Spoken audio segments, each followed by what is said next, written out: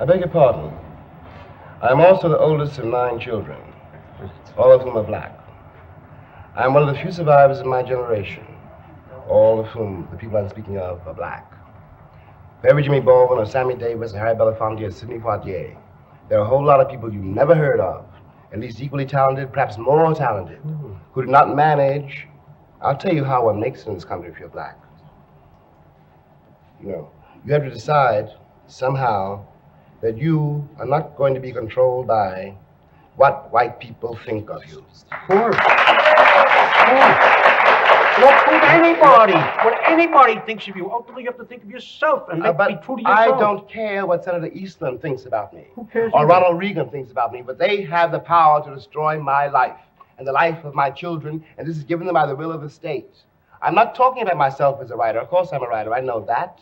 I know what produced me, too. And it was not simply Charles Dickens or any of your colleges. It was also Bessie Smith and Ray Charles, and my father, who was a preacher, and my mother, who learned how to sing. That's true of anybody who's a writer. What I am trying to say is that the gap, the distance placed between myself and my own assessment, my own experience, was much greater than it would be for any white person in this country. I don't believe it. I know you don't believe it. We don't. I'm not complaining. I'm not copying a plea. It's not a special plea. I'm trying to make you see something. Pretend that I'm an actor. Every child starts from scratch. They are helped in various exterior ways in order to be able to find themselves. But the finding of themselves goes within. To become a writer is something that you have to struggle with by yourself, in yourself. And all these other things are conditions and problems, and I grant you had more than other people have. I didn't even say that. I said they were different. I'll tell you this. When I left this country in 1948, I left this country for one reason only, one reason. I didn't care where I went. I might have gone to Hong Kong, I might have gone to Timbuktu, I ended up in Paris, on the streets of Paris, with $40 in my pocket on the theory that nothing worse could happen to me there than had already happened to me here. You talk about making it as a writer by yourself. You have to be able then to turn off all the antenna with which you live, because once you turn your back on this society, you may die. You may die. And it's very hard to sit at a typewriter and concentrate on that if you're afraid of the world around you.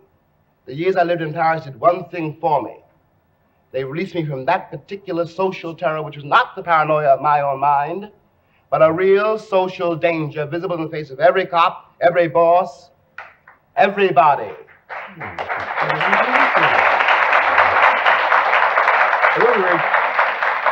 Everybody, no matter who, no matter what his attitude, is bigoted. I did not say that. Well, has an attitude. It's on his face. Is in the way of every boss. But you're asking me to do something impossible. You're asking me to take the will for the deed.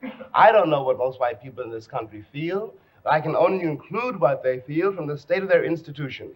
I don't know if white Christians hate Negroes or not, but I know that we have a Christian church which is white and a Christian church which is black. I know, as Malcolm X once put it, that the most segregated hour in American life is high noon on Sunday. That says a great deal for me about a Christian nation. It means that I can't afford to trust most white Christians, and certainly cannot trust the Christian church. I don't know whether the labor unions and their bosses really hate me. That doesn't matter, but I know I'm not in their unions. I don't know if the real estate lobby has anything against black people, but I know the real estate lobbies keep me in the ghetto.